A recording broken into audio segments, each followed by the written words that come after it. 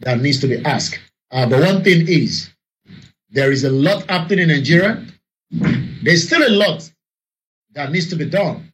But we know that there is no way that you can hide things from people. Nigerians are monitoring a lot of what is happening. Nigerians are reviewing a lot of what is happening.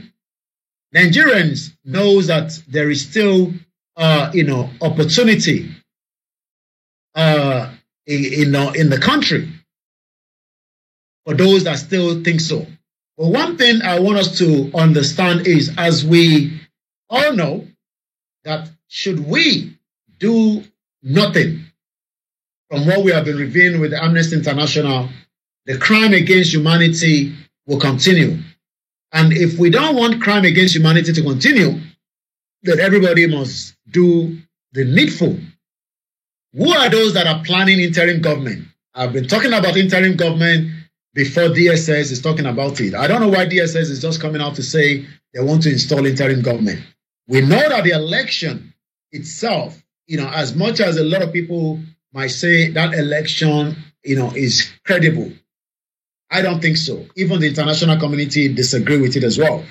Nigerians are now hoping that the court of law will probably do justice to the election. I don't know. You would have to wait for such to come up with. But one thing is, tonight, Nigerian secret police said the planners want to sponsor endless violent mass protests in major cities to warrant a declaration of state of emergency. Sorry to those of you on the other platform, we lost the signal, but we are back on again. In 10 minutes, we're going to be having the program ending. So let's read from what DSS is saying tonight. The Department of the State Service says the plot to set aside the Constitution and install an interim government by misguided political actor is real. Wow. So that means that whatever I have been saying, because some of you are always asking, when we post something, some of you are probably thinking that it's not going to happen. Now that the DSS is now confirming that there is probability, there are some people, cabals, we don't know whether internal or external, that are planning to install an interim government. This has nothing to do with the Biafra. This has nothing to do with the Yorubas, but there are some people, according to the DSS, that are planning to disrupt, the install of Bola Tinubu on the 29th of May, 2023. Let's go further. According to the DSS spokesman, Peter Afunaya, in a statement that has been released today, promised that the secret police will use all its arsenals at its disposal to frustrate such plots. The secret police also said some key players in the plot for an interim government in Nigeria have also been identified. I'm sure this has nothing to do, again, with the Yoruba nation or those that are campaigning for the right to self-determination. The DSS had on Saturday warned politicians to desist from peddling hate speech and all forms of false narratives to ignite violence or pit citizens against the current government of President Muhammadu Buhari and the incoming administration of President-elect Bola Tinubu. The secret police one followed a petition by the Minister of the State of Labour and Productivity, Festus Keyamo, that the DSS invite the Labour Party presidential candidate Peter Obi and his running mate Dati Baba Ahmed over their rejection of Tinubu as the president-elect. Similarly, the flag bearers of the People's Democratic Party, Atiku Abubakar, had earlier in March led a protest to Abuja office of Independent National Electoral Commission, INEC, to reject the result of the February 25th poll declared by the electoral umpire. Both Atiku and Obi allege electoral malpractice in the poll are in court to challenge the declaration of Tinubu as president-elect by INEC. In a follow-up statement on Wednesday, the DSS did not mention any politician but said some key players have been identified in the interim government plot. I have been talking about the interim government for a very long time. I've been talking about the military takeover of Nigeria for a very long time. And the DSS have just confirmed that as well in a statement tonight. The secret police also said the plot being pursued by these entrenched interests is not only an aberration, but a mischievous way to set aside the Constitution and undermine the civil rule, one that such will plunge the country into an unavoidable crisis. The illegality is totally unacceptable in a democracy and to the peace-loving Nigerians. This is even more so that the machine is taking place after the peaceful conduct of election in most part of the country. There's nothing called peaceful. The election has been rigged. The election has been, violent. The secret police statement partly said. So I'm going to be talking about these more, in the next program. But now that the DSS has also confirmed that there is a plot to bring an interim government in place, who are those behind such? Like I said, there's a lot of movement going on, behind the scene, but I'm sure whatever is happening with time, Nigerians will know. As I say, thank you so much to those of you that have joined us tonight on the program. We would like to appreciate every one of you.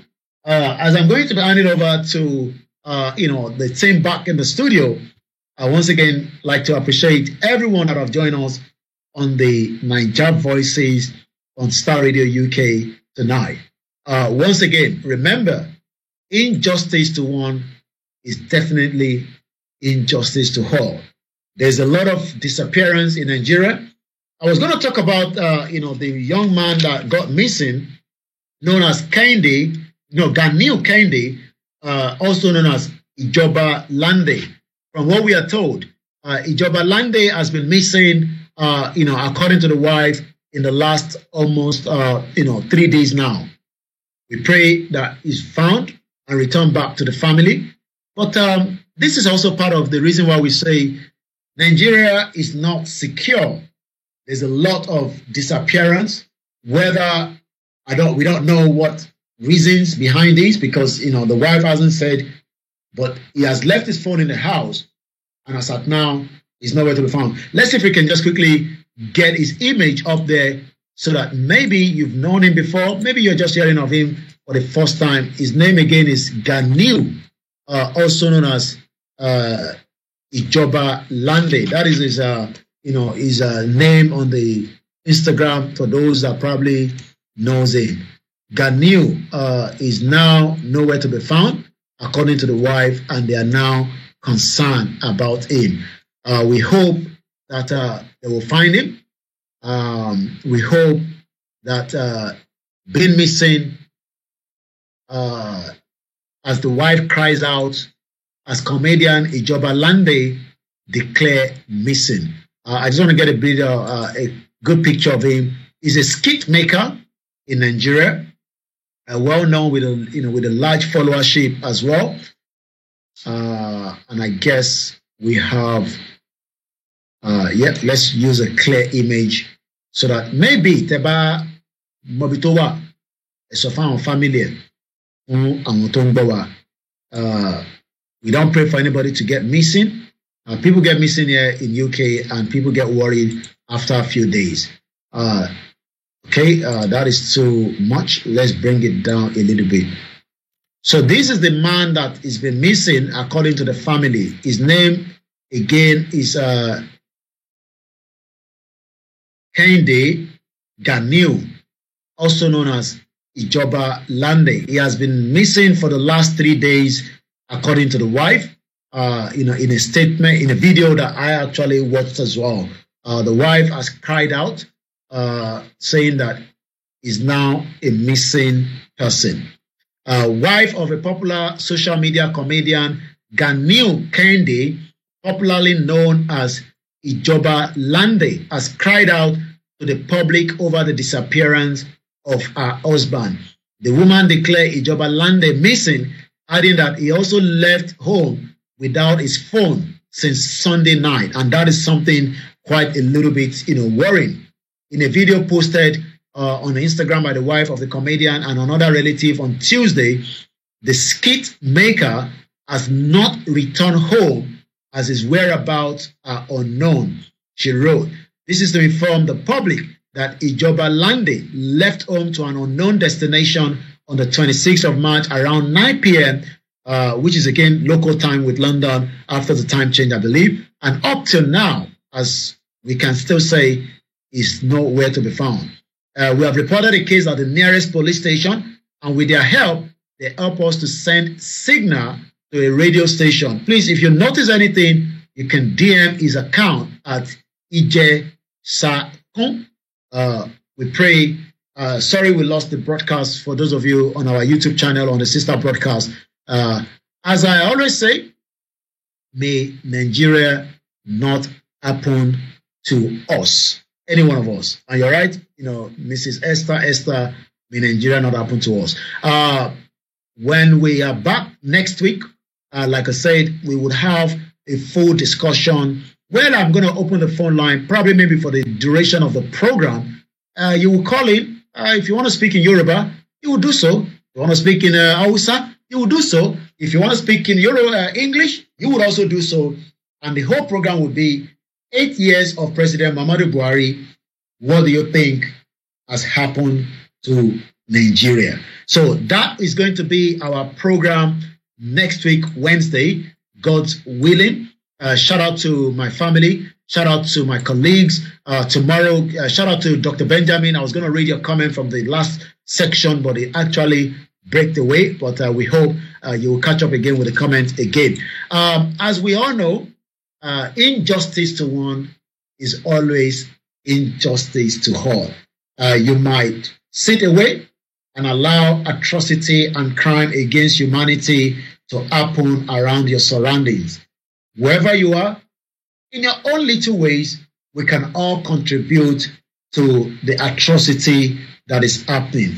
I leave you again tonight. As I always say, Yoruba Nation is still an ongoing project and it is not yet done. Thank you so much and have a very good evening. This is Star Radio UK, the finest African and Caribbean radio station in London. UK. This is Star Radio UK. In your car, at work, at home, on your smartphone. Broadcasting worldwide online 24/7. Broadcasting worldwide online 24/7. In your car, at work, at home, on your smartphone. The best radio show. The best radio show. The morning show. The best radio show. Broadcasting worldwide online 24/7.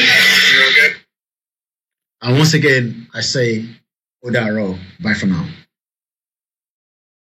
Star Radio UK. This is Star Radio UK. This is Star Radio UK. Broadcasting worldwide online 24/7. Broadcasting worldwide online 24/7.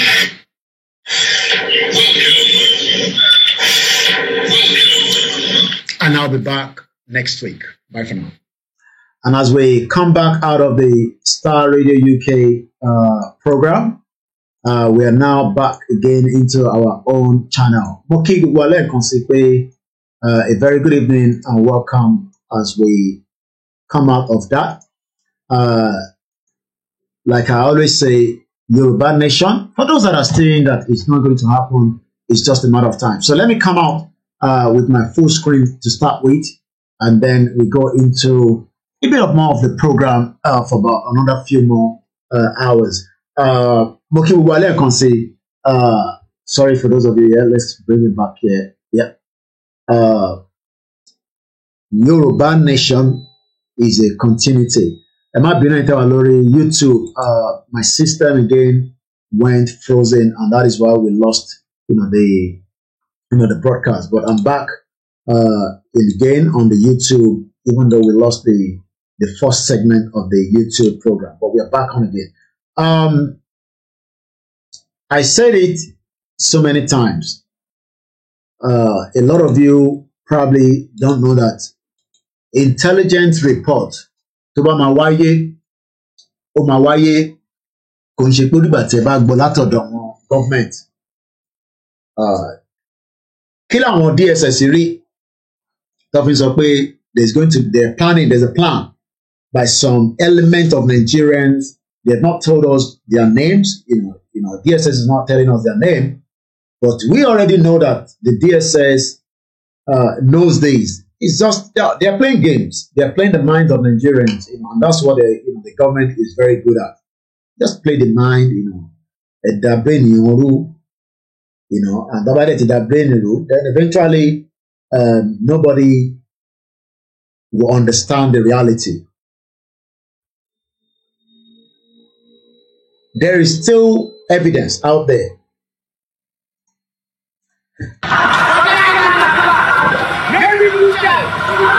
Sorry once again, let's come back. It's not yet over. Yes, Ashiwani, Orista Radio Limited disconnect. I'm back here on my own platform where we will continue for probably maybe a little bit, and then we're gonna end the program. Kí ni DSS rí nísìn? Probably sọ pé interim government is likely. So let's go and read that. I actually read it, but let me show you on the. Let's bring it up quickly.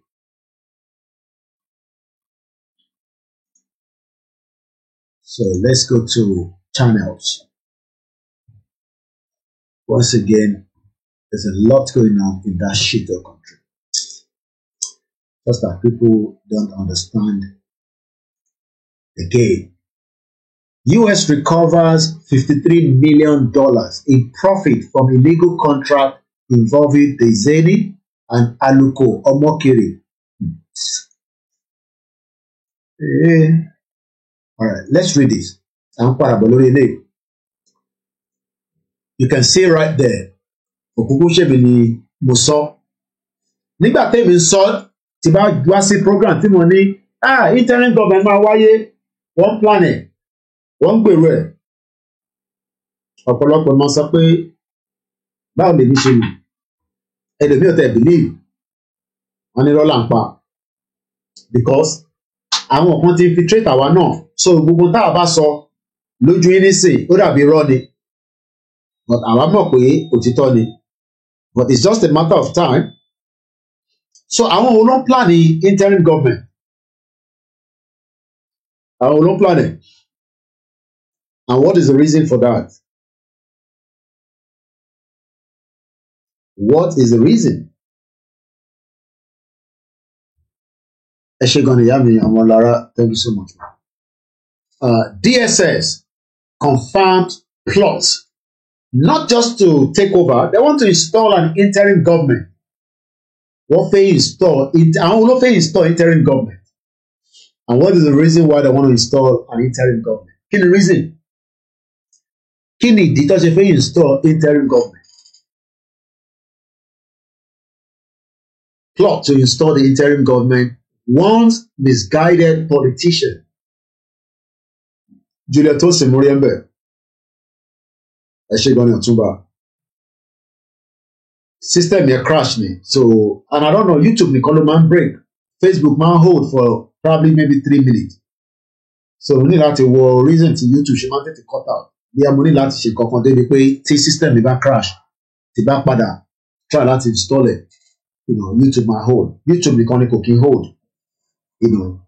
Àwọn tó kù máa hold, but YouTube nìkan ni kò kí hold. So, bí ṣe sọ lọ, ẹ̀yin èèyàn mi, àwọn wo ló ń plan interim government? Ṣé wọ́n mọ̀ kankan táwọn ò mọ̀ ni? Because the whole shenanigans tó ń ṣẹlẹ̀ ní Nigeria, there's a lot of secrets going on in Nigeria that a lot of us will never mọ̀ láíláí, probably maybe 40, 30 years from now, àwọn kan mi máa jáde but àwọn wo ni wọ́n plan ẹ̀ ṣé àwọn politician nìkan ni àbí àwọn international community náà wà involved. I'm not interested in Nigeria, but we know already that there is just a lot of secret. Potential Nigeria nìkan, there's a lot of secret around the world. I've been posting a poll, like I was saying, mo rántí Sunny Dele Dada lórí Star Radio. But yẹ kí ṣe tún gbọ́ nǹkan tẹ́lẹ̀ sọ. Mo ní DSS confirm, ó tún bí mi pé is this true? Because people are used to lies. I posted it, but kò believe Koiki Media. Ẹ wo comment yẹn, ta lórí comment yẹn, ẹ̀rí pẹ́rin yẹn sọ, Adébánjí ó bí mi, ó ní is this true? With double question mark. That means pé kò believe mi, torí pé kò ń ṣe BBC ló sọ. Àbẹ́rí, ẹ̀gbọ́n kan tẹ́ni yẹn kọ sí rẹ̀. Ó ní is this true?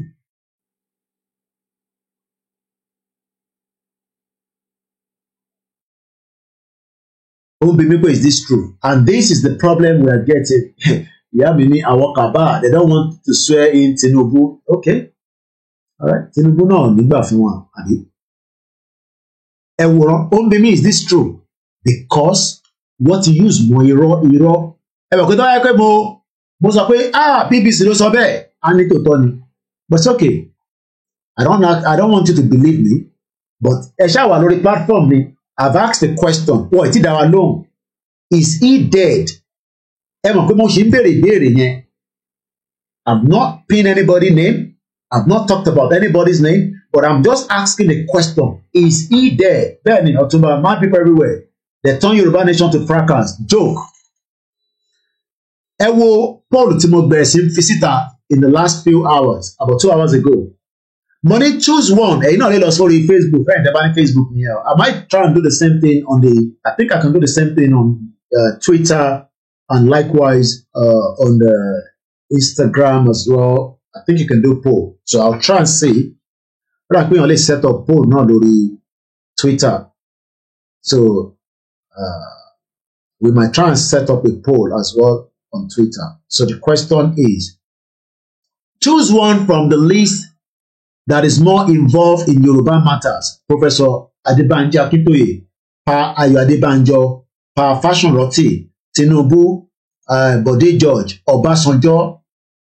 And if you think that there's another person you want me to add, you can give me the name. Ezekiel Oluwatobi. This is what we have been telling our people, that we should take back our land. The Fulani have been killing our people around Mowe of Fada since last week. And now the evening around 7 p.m., do you have start shooting gun again to kidnap people? You know? So, Bashin sọ̀rọ̀ about one try láti kidnap àwọn èèyàn ní Mowe Bafo. Lágbára o. So, taba ní orúkọ mi tẹ́fẹ́ kí n á dì mọ́, ẹ jẹ́ kí n mọ̀.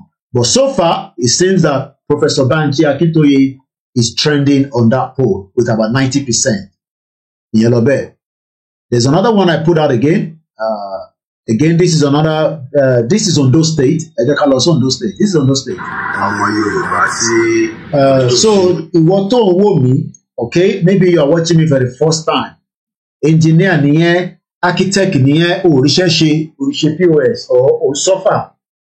By the time you start looking at some of these structures, ilẹ̀ náà ni ilẹ̀ wọ́n wá kọ̀ǹkọ̀ṣó lórí 22-story building. 30-story building, whatever. But eventually, àwọn sọ fún yín pé it is possible. But àwọn kan sọ fún yín pé kò possible. And that's why we are having problems. Yoruba Nation is possible. Ẹ jẹ́ ká lọ sí Ondo State. This is Ondo State where this project is going on. Mo máa ń lo àwọn tó máa ń pera wọn ní ọmọ Yorùbá tí àjọkò sí Nàìjíríà that has finished our generation, and we are still trying to protect the same Nigeria. I think we have mental problem. Surely, gbogbo ala máa ń pariwo Dubai fúnra rẹ̀ kò pẹ́ tí development débẹ̀. Development tó dé Dubai ó débẹ̀ because the country wanted a change, but àwa she live in denial because after kúrò country that Nigeria that has failed everyone. But I'm sure in the long process, I might understand that Nigeria development is not going to happen even 60 years from now. On those states, language on those states, we want development, the North doesn't want development, they just want to keep stealing the money with the Yorubas and the Igbos and the Middle Belt and the Fulanis, and that is why we are having problems. This is Koiki Media bringing the world closer to our doorstep. One day, you will understand that countries in different parts of the world, whether it's Denmark, whether it is Norway, whether it is Cyprus, whether it is Dubai, whether it is any country, the reason why they are bringing development to the people and investors is because they want a rapid change. And development comes when your economy is strong. Nigeria is in a big debt. We have not even started building places that people would love to come and visit. We have not done things that are meant to be.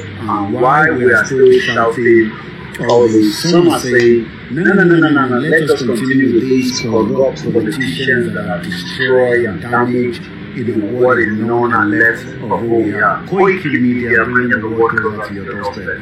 Yoruba Nation is not going back. I'm sure in no time we will be building these kind of structures, and we can develop very fast in Ogun State, in Oyo State, Ondo State, Osun State, Ekiti State, Kwara State, Lagos State, and Kogi State. There is a lot of land mass in Oyo State, but the development is not there. And if you look at all over those far end, the reason why they are going very fast is because the government is developing each and every town's rural area communities. Níjọba fi ṣe lé ìkànnì pariwo pé gómìnà tó kówó jẹ, they buy houses outside. Most of them have houses in Dubai, in all over the world, but yet they refuse to develop your own. No education, no good health care, no infrastructure. Infrastructure starts with the road network. If you do not have the road network to move people and connect people, you are wasting your hell of a time. And as you can see there, imagine these beautiful road network that you can see right now. Koiki Media bringing the world closer to your doorstep. Láìpẹ́ láìjìnà èmi mọ̀ pé gbogbo ọmọ Yorùbá pátá ló máa dìde láti béèrè ẹ̀tọ́ ẹ̀. Ilé oníkan máa ṣe pẹ̀lú ẹ̀sìn. Having a good infrastructure, a good road network, a system that works has nothing to do with your religion, has nothing to do with your tradition, but the most important thing is you can sell back who you are to different parts of the globe. But when you have a country where, like Nigeria, we all speak different languages, 370 different languages, all locked up in 1960 fake independence, the 1914 fake amalgamation, and you're expecting to see development in this magnitude. You go to smaller island, you go to Scotland, you go to Wales, you go around the world, and you ask yourself, why is our own different? Our own is different because we've never been given a real opportunity. Western region will have done as much of this. Remember that Cocoa House is still standing today, but I'm sure iṣẹ́ wà fún ilẹ̀ wa, fún orílẹ̀-èdè wa. Yoruba Nation no going back. Koiki Media. Well, as you can see this, you ask yourself, is this possible? Thank you so much, those of you that are still with me on this late night conversation, which is now a late night. We can literally say it's now a late night because we just come out from Star Radio. Kilo difficult. Thank you so much, Ọ̀túnba Adékun. Ẹ má dáwọn èèyàn lóhùn. Ẹ jẹ́ káwọn èèyàn máa sọ pé a máa kúrò ní Nàìjíríà ẹ̀ẹ́dẹ̀ fẹ́ jẹ́ ká di ẹ̀ẹ́fẹ́ kó di gbàsgbòs. So bá ti fẹ́ kúrò yẹn lèmi ò tí mọ̀. But we will see. Àwọn ń dúró de ìgbà tí everybody tó máa understand pé Nàìjíríà tó bá di gbàsgbòs àlọ́ anywhere tó bá ti di gbàsgbòs nobody is going anywhere. A kàn ṣeré ọwọ́ ni a kàn máa wá sọ̀rọ̀ ní bíbá lójoojúmọ́ kò sí kankan tó bá dì níbẹ̀ òkè àjáde gbogbo mídíà máa jáde èmi à jẹ́ pé the same thing èmi kò ní jẹ́ the same thing. Mo kí n bàbá mi Dennis Omitogun wọ́n ní Yorùbá nation is reality and the only solution. Ẹ wo àwọn tí wà níwájú wa yìí. How many years lẹ fi pé tí a bá dá dúró gẹ́gẹ́ bí orílẹ̀-èdè ló máa take wa láti build gbogbo ilé sí Ọ̀yọ́ state àti pé kí ló dé tó ṣe ń difficult presently láti jẹ́ kí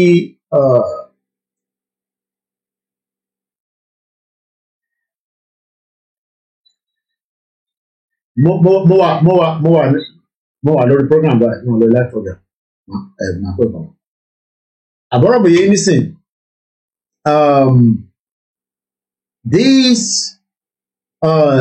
issue pé a lè develop kí ló dé tí ẹ jẹ́ ká lo Ọ̀yọ́ state as our ẹ jẹ́ ká fi Ọ̀yọ́ state ṣe example wà lálẹ́. Why is it difficult láti make sure pé ní Ọ̀yọ́ state àríro development by my phone line is open. I want you to engage me tonight. Ẹ jẹ́ ká jẹ gbéyẹ̀wò kí ló dé tí Ọ̀yọ́ state ò lè develop by bí a ṣe ń wò níwájú wa ìyẹn mo fẹ́ ká sọ̀rọ̀ lé lórí. Why is Ọ̀yọ́ state not developed to this láti 1960 láti gba independent? Why? Kí ló dé tí Ọ̀yọ́ state ṣe mọ̀ pé nígbà tí mò ń padà bọ̀ lórí eléyìí let me pause this video like this. Èmi ò tẹ́ ẹ mọ̀ pé DSS máa release a statement when I was posting some of my poll. Ẹ mọ̀ kí mo sọ fún yín one of them mo béèrè ìbéèrè kan níbẹ̀ mo fi lọ mú jáde. Even Joe Biden says the world is turning the tide towards freedoms and democracy. So Joe Biden náà mọ̀ oh my God. Rẹ́rẹ́ máa rún especially ní Nàìjíríà gangan ni rẹ́rẹ́ ti máa rún jù tó o bá tètè dá sọ́dọ̀ yẹn nísìnyí. Ìwọ tó o bá mọ̀ wọ́n ń pe kinní kan ní hyper realistic silicon, okay? Kò sẹ́nibọ̀dì tí wọ́n lè ṣe fún wọ́n lè ṣe fún Koiki Media wọ́n lè ṣe fún any president. It's called hyper realistic silicon mask. Ọmọ àwọn sójú ni kò yẹ nísìn wọ́n ti ó wà advanced gan kò ní ṣe kinní o very very detailed. Tó bá gbé sójú ẹni yẹn báyìí àwọn àgbà ṣé Buhari ló ń lọ yẹn wàláì. That is how powerful. Torí gbogbo eré táwọn ilé ṣe ṣe àwọn gọ́ọ̀mẹ̀ntì tún clone ẹ̀ wọ́n máa change ẹni yẹn wọ́n máa gún lábẹ́rẹ́ kò yẹ nísìn. But ẹ̀yin ò lè mọ̀ because gbogbo kìíní yẹn kò dàbí orí òfin yín àwa làwa mọ̀ wọ́n máa clone ẹni yẹn padà. And that is why today everybody is saying whether Buhari is dead, is not dead, is alive and all that. And there's so many, human face or hyper realistic. Can you tell? I check out a video. I do not own the copyright, but let's just watch it. Anyone can tell that I am trying to conceal my identity with a mask like this, or even a mask like this. But with a highly realistic silicone mask, it may not be so easy to tell.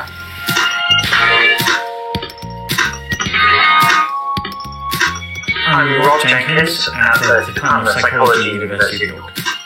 We're interested in how realistic face masks are these days. People have used face masks in disguise for a very long time, but technology has advanced through things like special effects that are used in Hollywood, to the point where we've got masks that are so realistic that people might not even realise that they're looking at a mask at all. In our study, the setup was very simple. We just showed people pairs of images. One of them was always a mask, and the other was always a real face. And you can see that one of them is a mask. and one of them is a real face. Let's continue.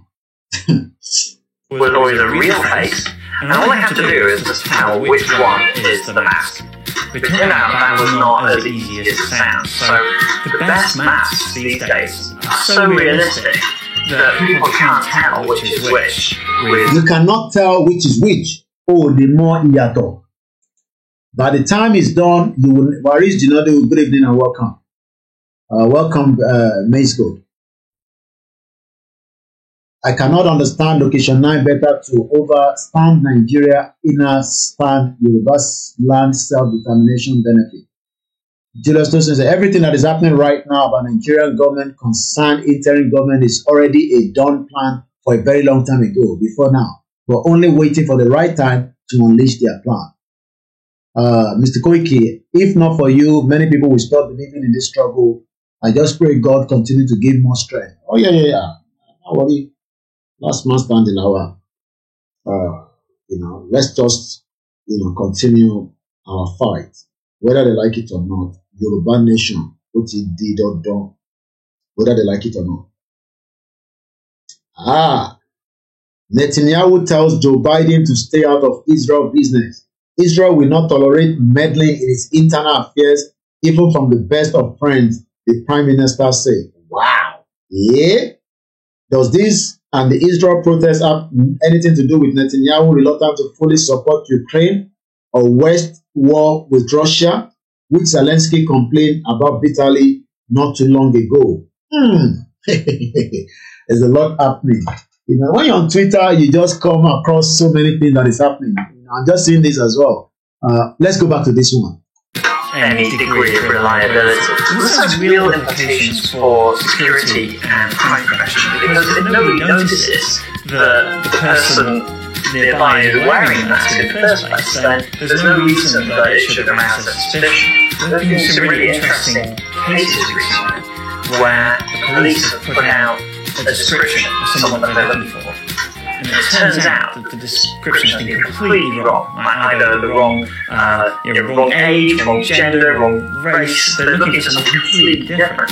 And the reason is... Sorry, bá ṣe ń wọ̀ nínú aṣọ rọ̀ lójoojúmọ́ náà ni ìyá mi tẹ́tí dé sàlàáfíà abẹ́ṣe wà lọ́hùn tẹ́tí dé láti òkè wà lọ́hùn abẹ́ṣe wà lọ́hùn.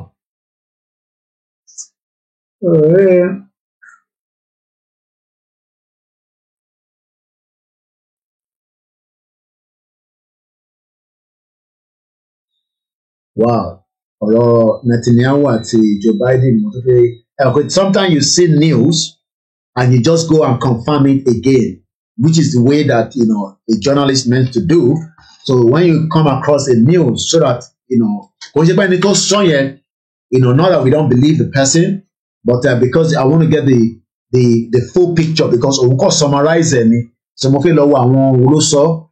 Ẹ̀rí bí ṣé bá ṣe ń bọ nínú Aso Rock náà lélẹ̀ tó ń wọ̀ tán.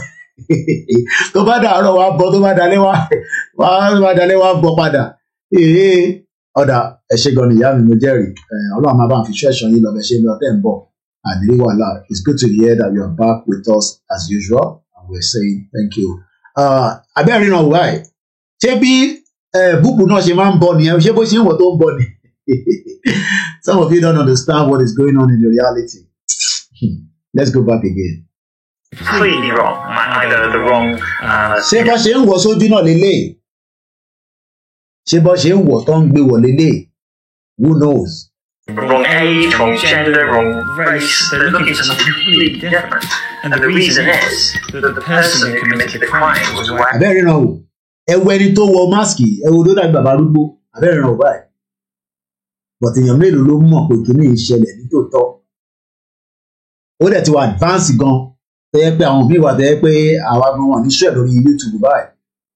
Very well detailed. Tọ́ba tún gbẹ́ nìyẹn lábẹ́. All they just need to find out is come find the right size ẹni yẹn kó dẹ̀ jọ díẹ̀ ìtókù hyper realistic marks ló máa ṣe tó ṣe ó ló máa ṣiṣẹ́ tó jù bẹ́ẹ̀.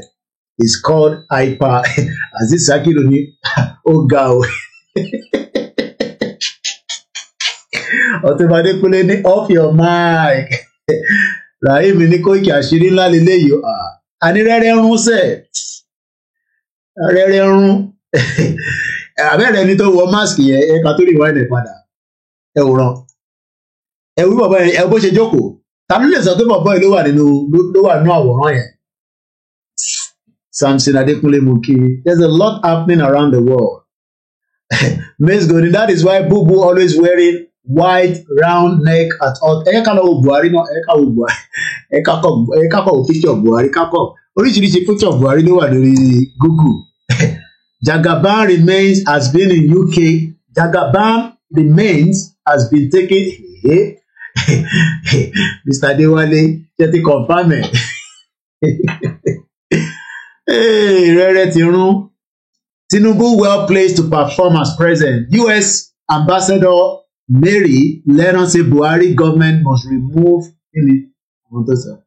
ká lọ àwọn picture of Buhari, and they can see that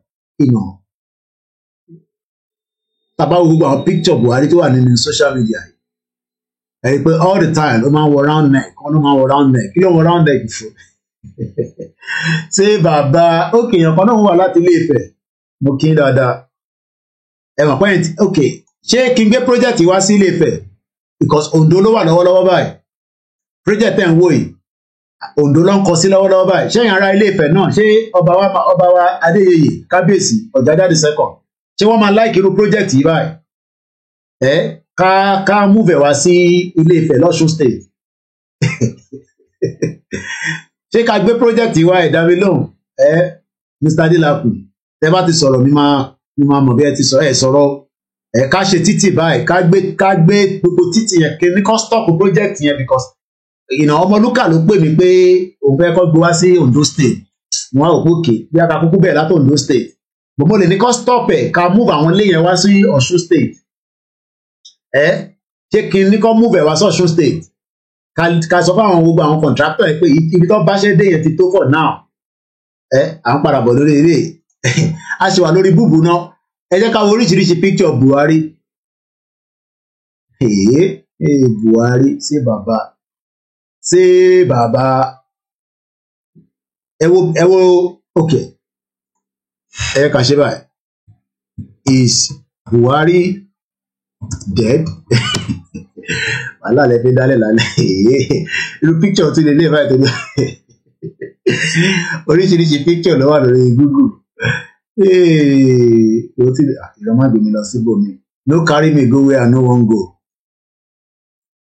ẹ wo picture ẹ lè Buhari double body suspicion that won't go away ẹ wo méjèèjì ọlọ́ọ̀bá o old picture and new picture Buhari ṣe wá ń kún lára báyìí tó ń dán yòbòyòbò ìwé ẹ̀ kó bá ẹ wo ìgbọ̀n ẹ̀. And let's go back to this hyper-realistic. Completely wrong. Either the wrong age, wrong gender, wrong race. They're looking for something completely different. And the reason is that the person who committed the crime is wearing those masks and what he did. Bọ̀bọ̀ tó wà ní máàsì yẹn ṣá kábíyèsí Elédùmarè o.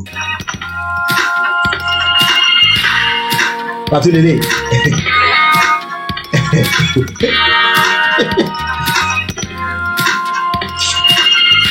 There's a lot happening around the world. Anyway, jẹ́ ká fi hàn sílẹ̀.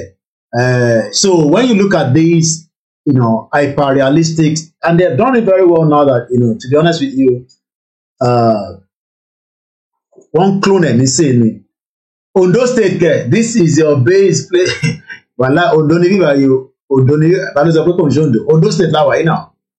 Ṣé bàbá yóò ṣe Ondo ni? Gbogbo àwọn story building 25 story building náà kọ́ lọ́wọ́ lọ́dún yẹn ní tí Akérédolú ní kọ́ máa kọ́ lọ́wọ́ fún àwọn workers àtàyè tẹ́ máa gbalé. Ondo State lélẹ́yìí o mo ṣeré o Ondo State ni.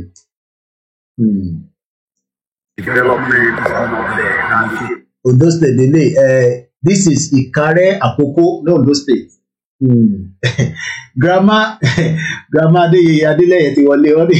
Say Baba is not there but courtesy of our money is still alive. Wow, mo like grandma àwọn tágbàlagbà bá sọ̀rọ̀ grandma náà wọn ò gbé Buhari ti kú jàre ó kàn ń lówó wa ni oríṣiríṣi ẹ̀jẹ̀ lọ́kàn Britain ọmọ Britain ni yíyàyàyàyà Britain kàn bá wa tọ́jú Buhari ni tó bá ti wá sí UK wọ́n kàn bá wa tọ́jú ẹ̀ ni ilé tọ́nà ń tọ́jú àtẹ̀mọ́lú tí kinní wà bẹ́ẹ̀ ni our dream project àmọ́ bíi tí Tinubu wà àwọn kan ló wà ní France àwọn kan ló wà ní London àwọn kan ló wà ní Saudi Arabia ọ̀tá àìtí gbọ́ àárí fídíò Tinubu láti ìgbà tó ti kúrò lẹ́kọ̀ọ́ ìṣẹ̀rá àwọn aráàjẹ̀bú òfin gbà ó bó ti dá wàhálà lálẹ́ yìí o àwọn aráàjẹ̀bú nínú Koiki ó ṣe wá lè gbèrú project báyìí lọ sódò state ibo sọ pápọ̀ Ìjẹ̀bú Òde nìyẹn ó ṣe pápá gbọ́ sí Ìjẹ̀bú Òde náà ibo la máa gbé project yìí lọ báyìí Ondo ni mo ní kọ́ ṣe project yìí sí kíde wà fíà dáadáa Adéwálé ní Ondo kẹ́ in the widest dream Ondo ní sẹ́ẹ̀ mo ṣeré ẹ jẹ́ ká gbọ́ voice mi lábẹ́ gbogbo ẹ̀ bó ṣe ìrànwọ́ ṣe ń beautiful àti fẹ́ parí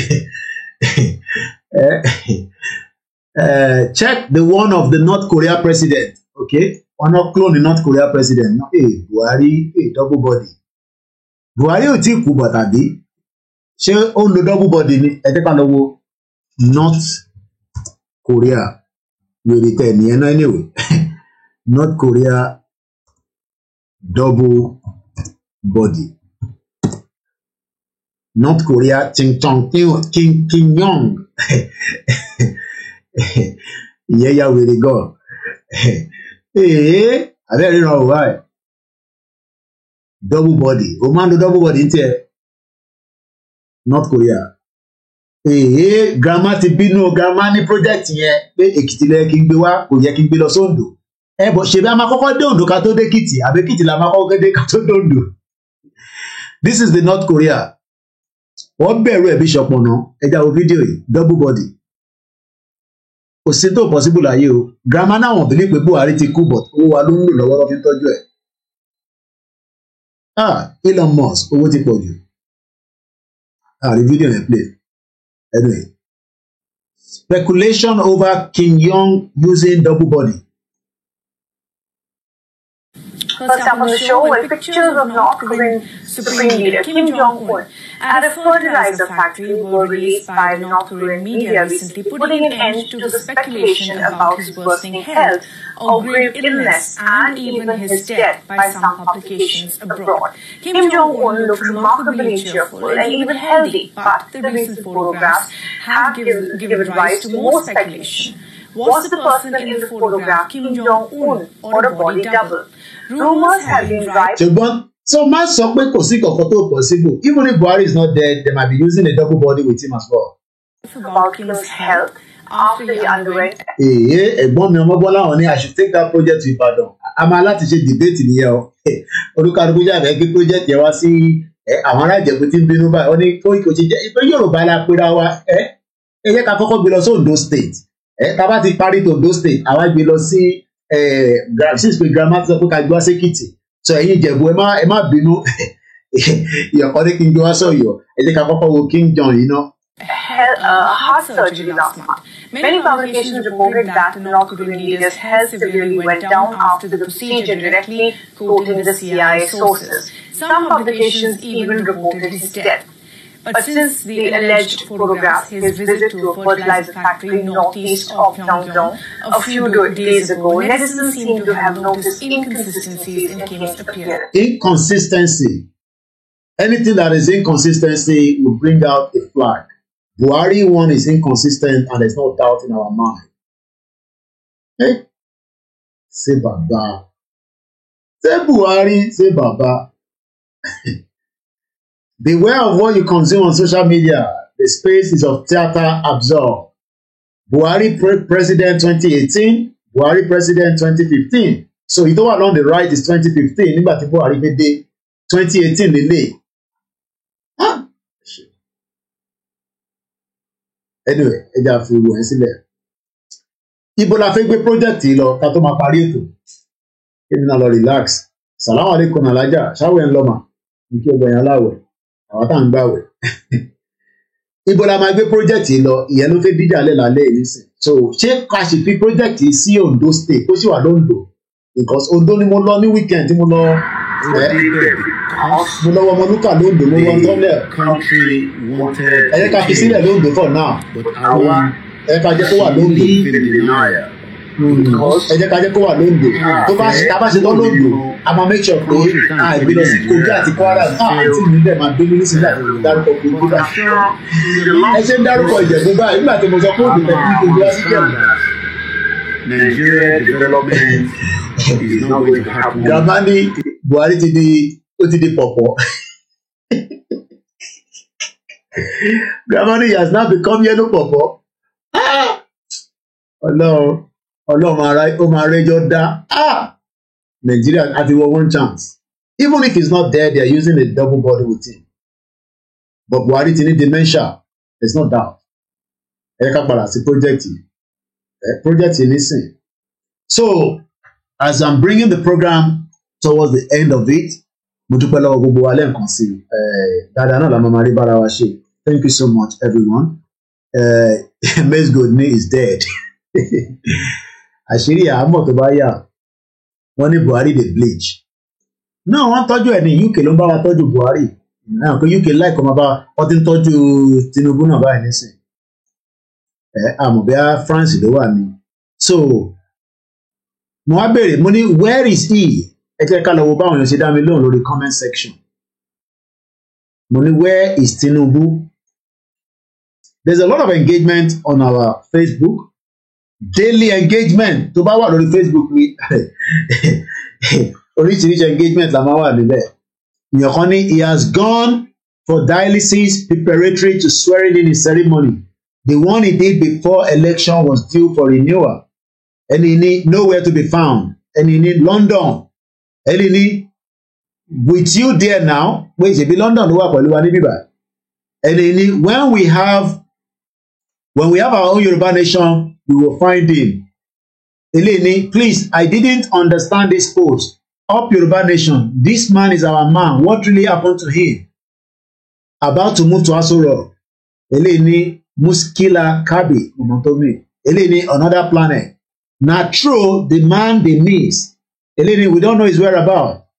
Eleni is running from arrest and jail, but he can only run but can't hide. Eleni, who is looking for him? I beg. Now, his problem with that. Eleni, I don't understand. Eleni, who cares? Eleni, please stop looking for who is not looking for you. Eleni, stop looking for who is not looking for you. Eleni Gbasgbos. Eleni, he went to take his medication. He's very hale and healthy. Stop spreading propaganda. But in Bolowa, spread propaganda. Eleni asks Google. So the next one, video E has been watched 89,000 times. And sometimes when I listen, when I read the comment there, I just get, I just laugh. This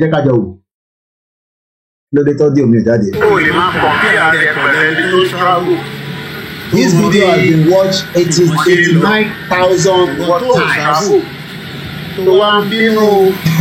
Àwọn àtàtìrí ìgboro ṣe rí àwọn fíìmù ṣe ń lọ orí òpè àwọn ẹgbẹ́ Nàìjíríà ò ṣiṣẹ́ ìwọ́n tó kúrò ní agboolé yín ó tó máa kàn kí ẹ pẹ̀lú Koiki Media máa ti followers Koiki Media bring the world closer to your doorstep. And when I look at the comment there, there's a lot of people that put different comments. I just laugh. Different comments. The man was there, but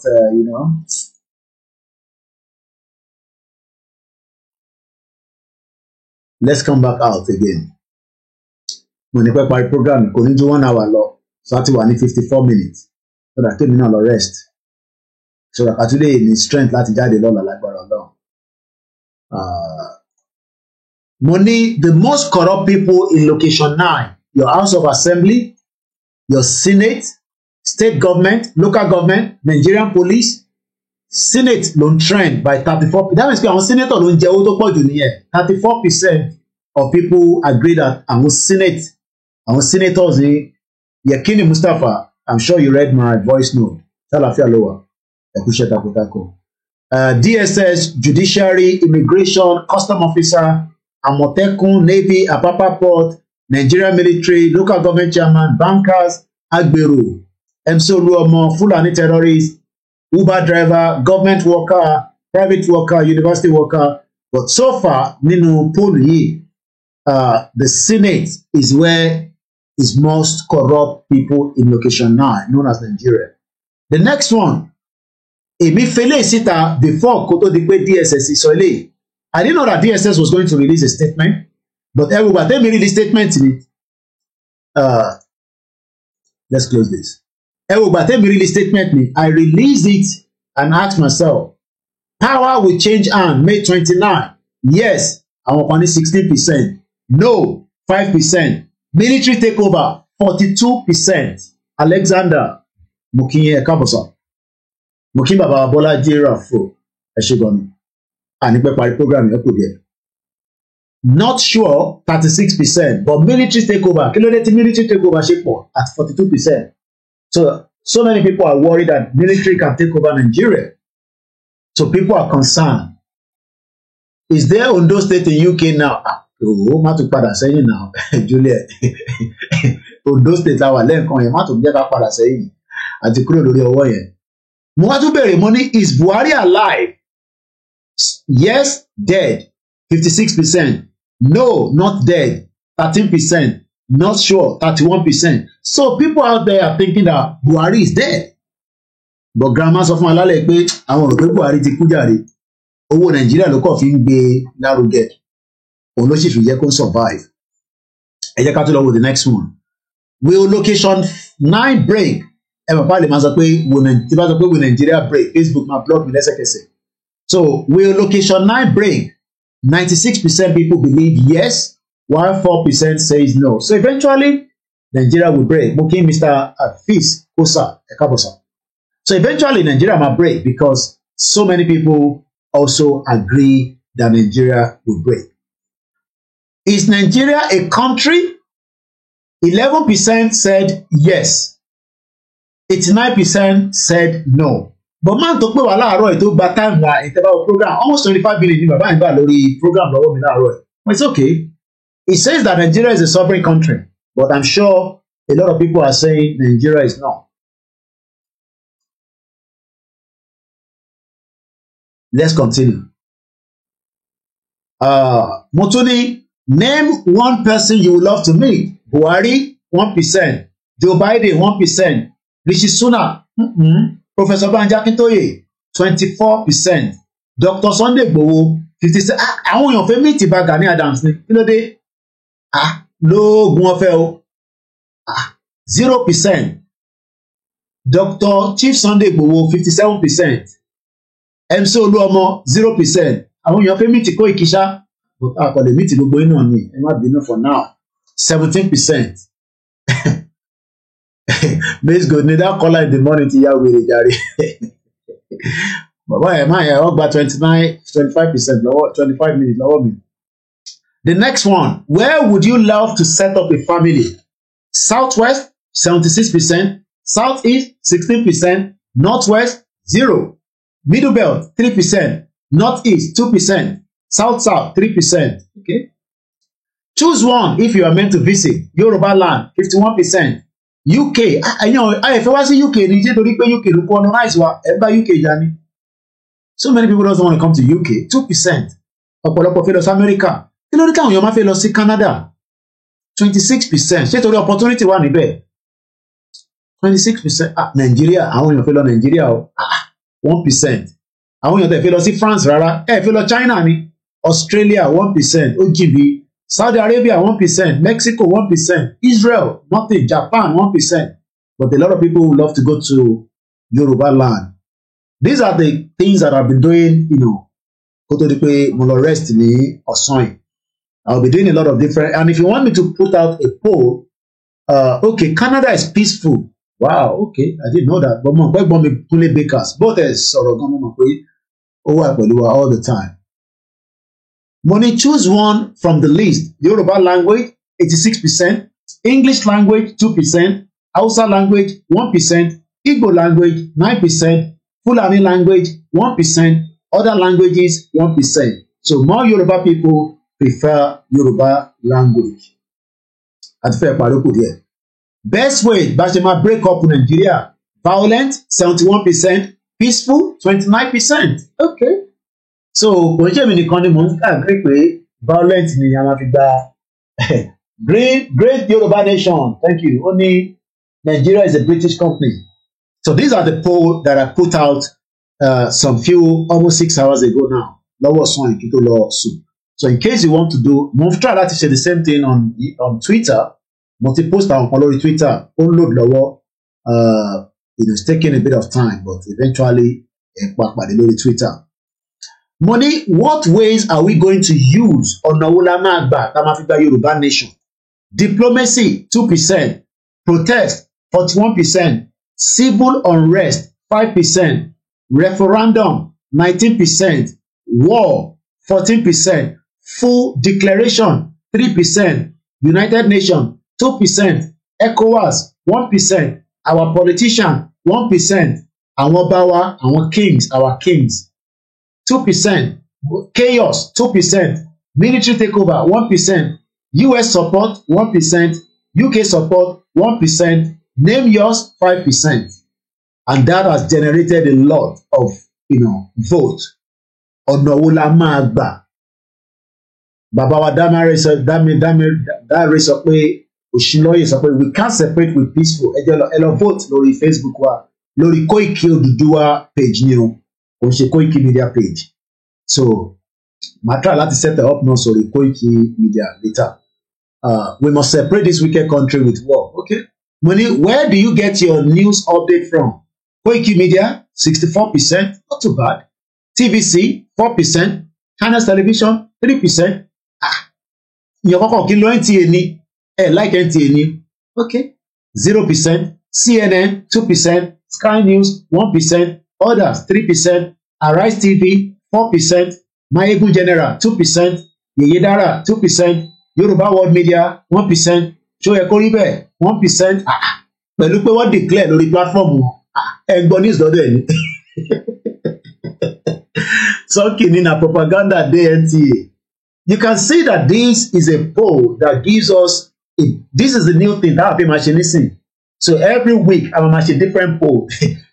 So every news lọ́dọ̀ Shoye Koribe ni. Mo rò pé bẹ́ẹ̀ ni ìyá yẹn ti declare ni. 1%. Kí ló dé?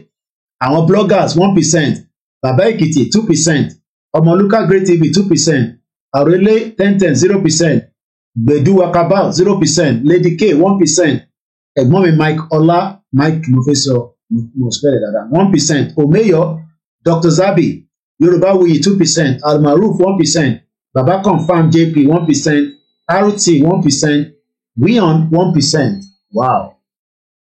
Ẹ jẹ́ ká go further. Name the one that you can live together with. Talele jogbe papo.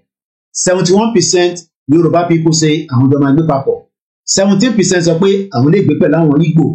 6% sọ pé àwọn lè gbé pẹ̀lú Hausa.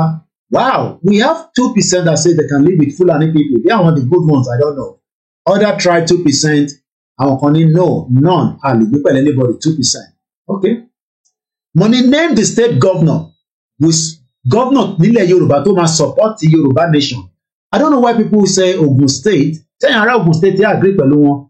Wọ́n ní Abiodun has support the Yorùbá independent right, Yorùbá nation right to independent. 11% only. No, irọ́ ni mo pa o. Ṣèyí Mákindé ló win o. 48%. Wow. Ìyá mi grandma comfort ní NTA na Jankara network.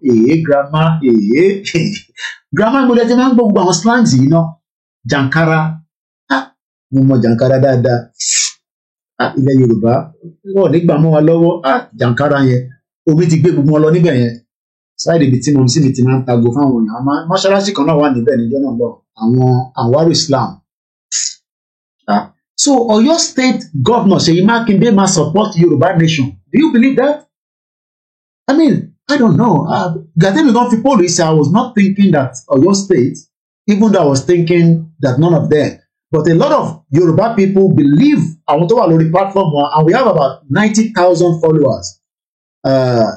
So based on poll, they are saying that Oyo State will support a Yoruba nation right. Àtàbádà rí pé tòótọ́ ni náà as much as Ọ̀yọ́ state ló fún wa ní more places láti ṣe rally at Ogun state, Lagos, Sanwó-Olú ó kàn pa wá dànù ni.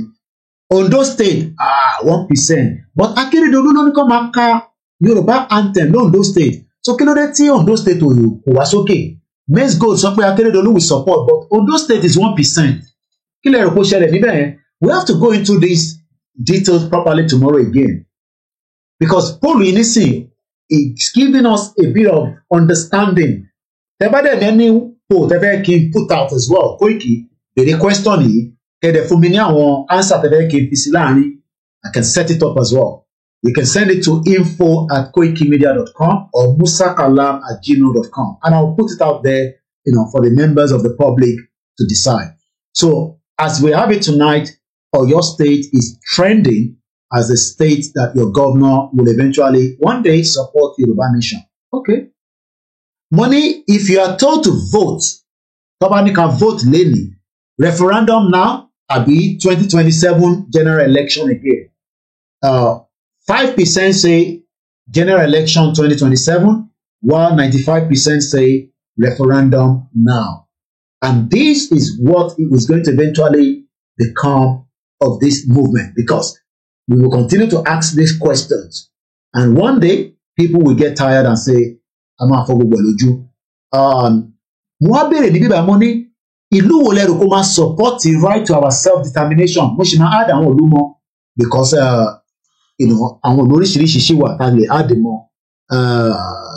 Màá kàn sọ pé African countries. Mo mọ̀ bí àwọn máa support wa or not. But mo sọ pé US 8%, UK 1%. A lot of people think that Russia is going to support us, 54%. I know the Russian president is traveling to South Africa anytime soon. Adewale does say Russia will support us. Okay. Canada. I will comment on because I'm missing that right now. Canada 3%, France 1%, China 1%, Germany 1%. Benin Republic has also popped up there because Benin supports Wadada. So Benin Republic is also 19%. Ghana 2%. Adekunle, we don't need something like this in Yoruba land. According to the Bible, Jesus Christ will soon come to destroy everything. Adekunle, only gbogbo tí mo ń show yàn wọ́n léyìn pé wọ́n máa destroy it. Prophet refuse to pay. He don't take for Nigeria. Yoruba nation is ultimate. Ezekiel, thank you so much. Sulaiman Muki, we're almost done. Emma Binu, I just have to show this tonight. Choose one that you love to live in. People do not think Yoruba nation, 89%. Some people still want to live in Nigeria. 4%. Biafra nation, 5%. Erotically, Yoruba platform. So, we might not get as many Biafra people there. Arewa people, 2%. But Yoruba nation, people would love to live in a Yoruba nation. And I think this is the last one. Muaberepe, choose one from both of them that should lead our movement. Professor Adebanji Akintoye and Onitiri. 2% ni Onitiri. 98% ni Professor Banji Akintoye. Wow. So, Baba remains our leader. And I think that is about it. What do you like on this page? So that is about it tonight. I hope we've been able to educate ourselves as usual again. It's exactly 9 minutes past 1 hour. And I come out of it and I say, I play Jekomo. And when I come back, I play the anthem and we call it a night. Otubani, because Russia is fighting NATO. I see that coming as well. Russia is a good one because America and Russia, but we hope there's not going to be World War III because it's going to affect humanity. Onidiri 0%, Professor Banji Akintoye 100%. That is a very good one. You can also go and vote there, Tebaye Kwebani Facebook. But we are trying to put the same thing on the Twitter. I'll do the same thing on the YouTube as well. I think I can do the same thing on YouTube. So Tibati Walori bed, relax. Masari Sheti YouTube. So you can also, because not everybody has Facebook. So you'll be able to do the same thing. You have a comfort of Logujade. Please, Onitiri is not a leader. It has also shown in the poll. She was only able to get 2%. Baba Akintoye got 98%. So Baba remains our leader. Onitiri is not our leader, and she can never be our leader. And Gbogbo declare is all Fabu. I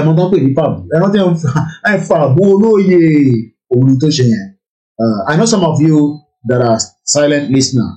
You are getting high blood pressure. She has just done what she has been told to come and do. Slow down the movement, want to destroy it. But as long as the Koiki Bashi wà lórí ayé, tí ẹ̀jẹ̀ ń rọ lára mi, lè destroy movement. Ní response yín, mo rí báwọn other media response yín, mo ní response yín, because you are irrelevant for me to be responding to. Kí mo fi máa response yín fún? Mo ní láti respond. Tó level mi láti máa response. But ṣe rí ìyá yẹn, ìyá ẹ̀ làbí àṣà Lady K, òun la máa gbà sí fún, because òun gangan ni olórí tó ń dà nǹkan rú màdàrú. Ó yẹ yín nísìn, ẹ̀kọ́ tẹ̀kẹ́ sọ fún pé mo sọ bẹ́ẹ̀. Tó bá dẹ́mẹ̀ tí mò ń sọ fún, tí òun ń bá sọ̀rọ̀, Onítìrì ni mò ń sọ. Mad people all over the place. Ẹ̀rọ kí mò ń bẹ̀rù ẹ̀ mi. Ó mọ ẹni tí mo jẹ́, ó mọ̀ dáadáa, ó mọ̀ mi. Gbogbo shit tó ń perform pẹ̀lú àwọn mídíà tó kù yẹn. I'm not talking about our media, àwọn mídíà tí wọ́n máa pé kò lè pa. Wọ́n fẹ́ try ẹ̀ wọ́n rí mi gbé. Èmi ni kò bá dùn mọ́ wọn nínú tó bá yẹ pé mo wà ní side mi. Èmi gangan ló need gbogbo ìjìnlẹ̀ ìṣe kó rí bẹ́ẹ̀ yẹn Black Lion. Èmi gangan ló need Koiki gangan ló need. Èmi gangan ló need, but Ọlọ́run fún ṣe torí pé wà ní the same thing. Èmi gangan ló need. Owó mọ́mọ́ pọ́n wọ̀ mí. Bí Yorùbáwùyí ìyá mi dẹ̀ ṣe sọ lánàá.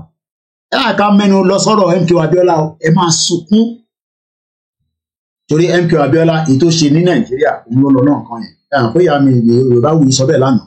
So well, I don't know how to respond to the other idiotic medias. They are not medias anyway. Nǹkan jókòó sí I don't have to respond. Bá lo any headline kódà bẹ́ẹ̀ bá máa dárúkọ mi lójoojúmọ́ mo sọ fún yín pé ìyá Fúnkẹ́ Bello mo ń dárúkọ wọn ní gbogbo ìgbà. Wọ́n mọ tí mò ń sọ ojoojúmọ́ ló máa ń sọ fún mi pé orúkọ gbogbo làwọn mú lọ síbì kan. So wọ́n lè sọ pé orúkọ tèmi tó mú lọ síbì kan yẹn ntí Ifá sọ fún wọn, ntí babaláwo sọ fún wọn, ntí church sọ fún wọn, ntí àpá sọ fún wọn pé Koiki ó ti gbà bọ̀dẹ̀ fún Yorùbá nation. Èmi ò mọ̀ nípa I can't talk about any other person. Ara mi lè ní sọ̀rọ̀. I'm talking about my own. Ìyá Fúnkẹ́ Bello she lives in UK. Lára àwọn àǹtí wọn tó máa ń sọ nìyẹn pẹ̀lú ìyá tó wà ní Dublin yẹn. Ẹ̀kọ́ tẹ̀kẹ́ sẹ́ndẹ̀ sọ pé mo sọ bẹ́ẹ̀ mo dẹ̀ ní evidence ojoojúmọ́ ló ń sọ àwọn tí mórúkọ yín lọ káàkiri. So àbúrò mi yé nísìn so gbogbo wà lọ́wọ́ sọ so èmi gangan ló need kí n wà ní their side kí n fi Ìgbòho sílẹ̀ kí n fi Bàbá Akíntóyè sílẹ̀ so bọ́ọ̀ ṣe rí yẹn ó ń dùn mọ́ dọ̀la. Èmi ò dẹ̀ ń jẹ lọ́dọ̀ èèyàn kan tí mo sùn sọ́dọ̀ ẹ̀ tí mo bá gbé tí mo wà pẹ̀lú ẹ̀ mo mọ̀ ya ní tìrìrí bí ṣe sọ èmi àti ọ̀gbé pàlọ́. So ìwọ tó ń support ẹ̀ ṣorírí òrírí náà ò dẹ̀ mọ́ rí orí social media ni gbogbo àti pàdé ẹ̀ and she can be wearing a mask. Mo ti sọ fún yín she can be wearing ẹ̀dùnmẹ́ kí n tún máa wọ́n ọ̀rọ̀ náà ẹ̀ mọ̀ pé tí òun kò lè máa gbé mask ṣojú ká má mọ̀ pé òun she can be wearing a mask as far as I'm concerned because àmọ́ tó jẹ́ Ìgbòho máa ń bọ́ra lẹ̀ kábà irú èèyàn wò lè Ìgbòho náà torí Ọlọ́run ṣé mo pé Ìgbòho kò ẹ̀mọ́jọ́ tó dá dúró ní Guru Maharaj bàbá kò bọ́ṣọ ni mo wá bí bàbá náà ìyàwó mi ló bí wọn ó ní chief kí ló dé tẹ ṣe bọ́ṣọ náà bàbá náà ò tẹ̀ mọ̀ ó ní kò bọ́ṣọ yẹn ni ó ní bẹ́ẹ̀ mi ṣe sọ fóun ni òun kò bọ́ṣọ ni ẹ máa gbóhùn lọ ẹ mọ̀ pé àwọn èèyàn máa ń kó bí ó di ògùn mọ́ra ó di kinní kan mọ́ra ẹ lọ wo fídíò yẹn picture yẹn wà yẹn ó wà lórí social media níjọ́ tó dá Ìgbòho dúró ní Guru Maharaj helicopter wà tó fi gbé lọ sí Àbújá ó bọ́ ọgbà aṣọ ẹ̀ the same thing náà nínú compound ẹ̀ ibi gbogbo ilẹ̀ máa ń rí I'm sure pé lómi àti máa fi nǹkan gun lára ẹ fi nǹkan pa lára ẹ̀yìn kan ẹ wá ní ìyá kan ẹ mọbi tó ń gbé kò sẹ́ni kankan tó mọ location ẹ̀ orí Zoom yẹn nìkan náà ni ló ti communicate pẹ̀lú gbogbo orí Zoom yẹn náà ló ti declare Yorùbá nation orí Zoom yẹn náà ló ti fẹ́ ṣe interim ẹ̀ á wà pẹ̀lú yín àndóde yìí lórí Zoom yẹn náà ló ti fẹ́ ṣe gbogbo ẹ̀ whereas Ìgbòho wàláì bàbá yẹn bá ń jẹun báyìí àtúgbò oúnjẹ lẹ̀ ẹlòmíì àtújẹ náà àwọn èèyàn máa fẹ́ du oúnjẹ Ìgbòho jẹ nínú ilé ẹ̀ tí bàbá bá jẹun tán báyìí tó bá ẹ mọ̀ ẹ ṣe àmọ̀ bá bàbá yóò máa ẹran nǹkan ìgbà míì náà máa ń bá wọn jẹun ní Koiki ọ̀yà coordinator ọ̀yà àjọ máa sáré jẹ tábà jẹ débì kan ẹ̀rọ àwọn èèyàn bọ́ ṣe máa du abọ́ yẹn very ẹ wá ń compare yẹn pẹ̀lú ẹ wá ń compare Ìgbòho pẹ̀lú woman yẹn orí yín ò pè rárá I don't care more anybody rí mo sọ fún yín and I don't trust anybody mo sọ fún yín ẹbẹ ti gbórúkọ tèmi lọ síbi tẹ́ gbé lọ ṣé ìtàn sọ fún yín ni pé Koiki ti gbàbọdè ẹ mọ̀ pé mi ò gbàbọdè ìyá ẹ fúnra rẹ̀ mọ̀ bẹ́ẹ̀ ìyá onítìrì mọ̀ bẹ́ẹ̀ ó mọ̀ dáadáa pé Koiki yẹ pé tó bá sọ pé ìmùlẹ̀ Ìgbòho gidi òun ni Koiki ó mọ̀ dáadáa and she keeps coming all the time you know every time okay mo ti post nǹkan kan sórí status mi ẹ jẹ́ kí n post nísìn bí ṣe ń sọ lójoojúmọ́ pé wọ́n lọ wo status mi ó sì tún padà lọ wo status yẹn kí lẹ́yìn wo status mi fún ọmọ gbogbo ọmọ wọn wò mí báyìí nísìn máa kojú wọn fẹ́nẹ́fẹ́nẹ́ ìyẹn mi sọ fún yín ẹ lọ program tí mo ṣe láàárọ̀ yìí mo mú lọ sí stream on sí mi wọ́n sì mọ̀ ṣe nídọ̀tí o ẹ bọ́ ikọ̀ Yorùbá nation jẹ ẹ ní kankan sọ ni bọ̀sẹ̀rẹ́ yìí tẹ̀ ń tẹ̀lé wọn yẹn ẹ̀yin ló máa sú tó bá wá sú yín ẹ̀ wá ṣẹ̀ máa realize pé so ibo nìyá yìí ló ń gbé wa lọ tẹ́lẹ̀ e dey carry us go where we no know a ní kẹ́ ṣe sùúrù ká máa tẹ̀síwájú ká máa rẹ̀ síwájú ẹni no ẹ ti gba country tó bá bí ẹ dá lọ síwájú local government ẹ láàárọ̀ ọ̀la kó sọ pé ẹ ti gba country ìbẹ́ náà fẹ́ ṣe ń tarí mi ni èmi àwọn náà à ń gbọ́ nǹkan tẹ́ ń sọ à ń tẹ̀lé yìí à ń gbọ́ ẹ jáde ẹ rí bí Nigerian government máa fi ìbọn fọ́ orí yín mad people all over the place ẹ wá sọ Yorùbá nation ẹ sọ the comedy ìyẹn ò rí kankan ṣe mọ́ ẹgbẹ́ tẹ bá lọ gbogbo tó ń sọ kò no content kò rí kankan sọ ẹ̀yin náà gba Yorùbá nation ebe tẹ máa educate àwọn ẹ wo báwa ṣe yẹn educate gbé wọn lọ báyìí kò sí àwọn gbàyẹ pé illiterate ni wọn social media ṣe ẹgbẹ́ àlọ́gbọ́n ìjọ́sí gbòó ká máa lọ jarí ẹ̀wọ̀n mi ti sọ pé ìbò ní o ti fẹ́ ṣe tán ní oúnjẹ ẹ support Koiki Media tí bá padà wá àṣọ ẹ ṣe máa ẹ̀yin tẹ́ ń support wa ẹ má dáwọ́ dúró lórí support yìí torí support yìí òun ló ń gbé àwa dúró bá ọtí lówó Yorùbá nation ni mò ń jẹ òun náà ni oúnjẹ lójoojúmọ́ mò ń padà bọ̀.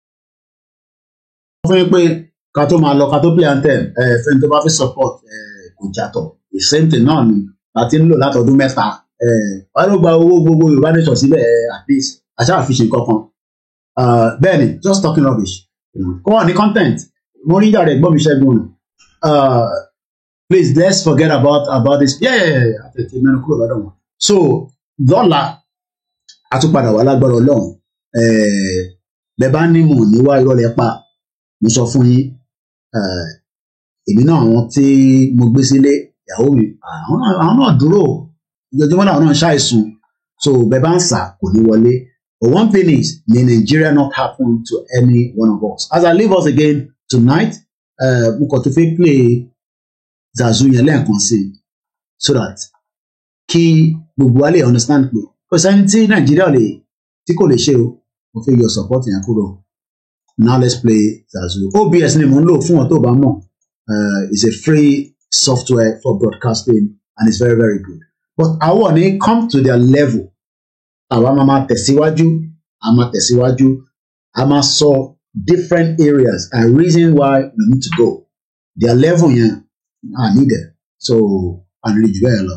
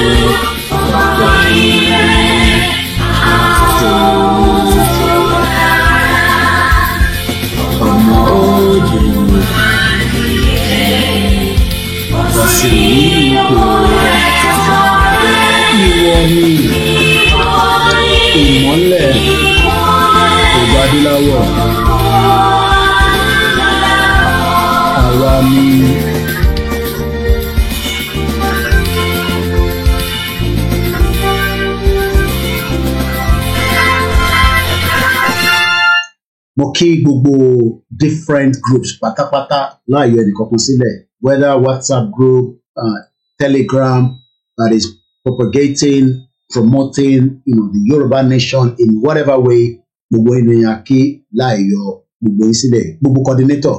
Mo kí gbogbo ìlànà representative, mo kí global directorate, mo kí bàbá Prophet Ológunlúwa. Mo gbọ́ iṣẹ́ rabirabi tí group yìí ṣe fáwọn kan. Mo fẹ́ go into details. Ẹ ṣé gan ni. Mo kí Yorùbá One Voice, mo kí bàbá wa Ìbà Gani Adams, mo kí gbogbo àwọn ọmọ ẹgbẹ́ Àgbẹ̀kọ̀yà, gbogbo ènìyàn kí o, gbogbo àníyàn ọ̀rọ̀ Yorùbá kan ò ń ṣe Koiki nìkan, it's entirely up to us to do the needful. Máa fi Imam Ọ̀fà, and when we come back, we play the Ojo and we end the program. Ó dàárọ̀.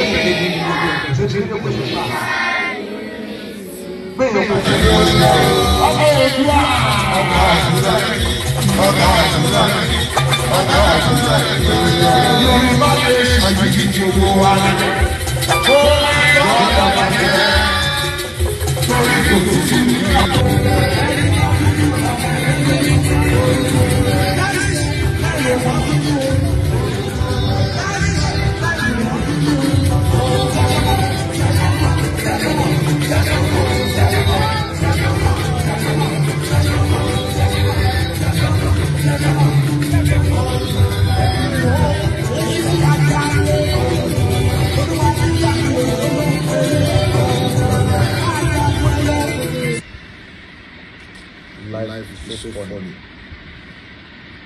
You come with nothing, then fight for everything, and later leave everything and go back with empty hand. God is powerful. Ó dàárọ̀ gbogbo wa ọ̀ràn ayọ̀ la máa sùn. Love you so much. Tó bá ń bú àwa ẹ̀yẹ́ kan máa bú wa sí ìjọkọ̀ tí wọ́n kankan lára wa. We are not going to come to their level. Mo kí yín o gbogbo ẹ̀yin grandma pátápátá. Àtẹ̀yìn granda. Love your Koiki Media. Bye for now.